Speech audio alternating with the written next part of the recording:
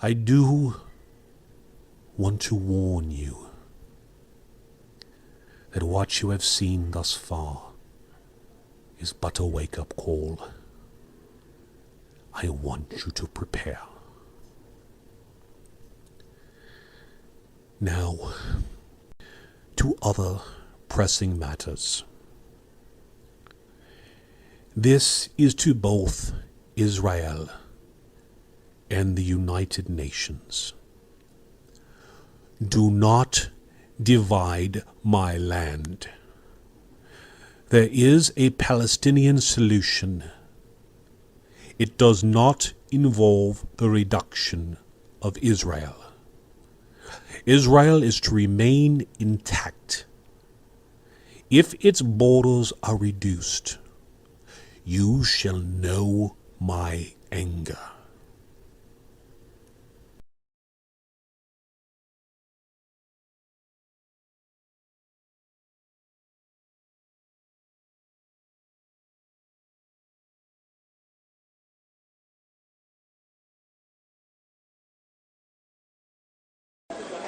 After days of diplomatic wrangling and decades of waiting, a formal application from the Palestinian state for membership of the United Nations.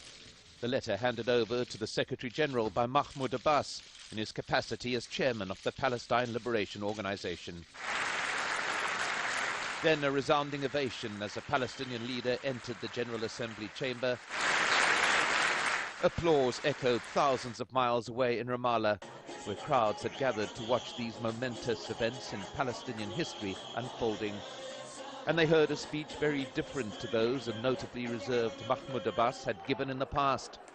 The tone that of an earlier era, before the so-called peace process got underway at Oslo. The Palestinian leader not merely asking for UN membership, but demanding it as a right.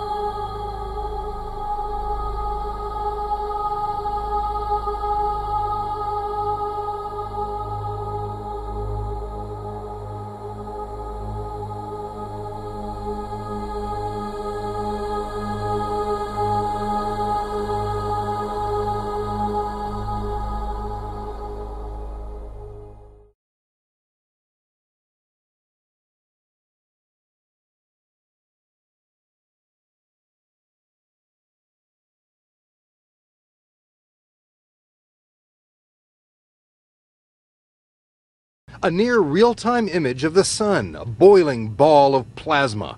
And this, called active region 1302, is blasting away at Earth. The gun barrel is pointing right at the Earth just about now. A massive burst of solar particles from this sunspot glanced off Earth yesterday, creating unusually dramatic auroras like these, seen from the space station a few days ago. Experts say Earth is now in the crosshairs, as the revolving sun points AR 1302 our direction. Experts call it the solar storm that won't go away. We mostly talk about Earth's weather around here, but there is a massive storm happening on the sun right now. Our big illuminator already fired a giant gas ball right toward Earth. Luckily, the burst of radiation basically struck a glancing blow, but the danger is not over. Solar flares like this one could short-circuit satellites, interrupting television and internet transmissions. They could also halt financial transactions, believe it or not. The flare could create giant power surges on Earth that would trigger blackouts over huge areas, and those are just some of the dangers. Let's bring in Michio Kaku. He is a physics professor at the City University of New York, also the author of the book Physics of the Future, and he knows just about everything. So these solar flares, we have seen them. We've got pictures of them, thankfully, from NASA. We can't really predict when they're going to erupt? No, but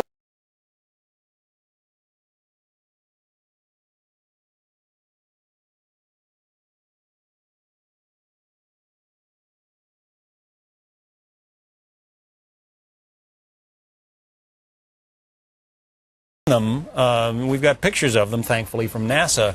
We can't really predict when they're going to erupt? no, but we dodged the bullet. This past weekend, a gigantic solar flare just grazed by the Earth, lighting up the skies over southern England. They saw the northern lights light up because of the aurora borealis. And that sunspot on the sun is still shooting solar flares at the Earth. The sun is taking pot shots at the Earth. The sun does rotate just like the Earth does. And I guess we were lucky you said it was a glancing blow. It basically wasn't aimed at us, but it is kind of spinning more toward us. That's right. There's a sunspot 8 times bigger than the Earth, which just opened up just a few days ago. And it's erupting by shooting solar flares like a rifle pointed at more or less the direction of the Earth. But because of the Earth's spin and because of the sun's rotation, it was a glancing blow. Otherwise, all hell would have broken loose over this past weekend. Because, I mean, talked about power outages, that kind of thing, communications outages because satellites get fried. We're talking about some potentially very disruptive problems here. That's right. Our satellites are not reinforced. Many power plants don't have shielding around them, so they would short circuit. Financial transactions, you mentioned, credit card transactions, commerce would come to a halt if that thing had hit us just this past weekend, and it's still firing away.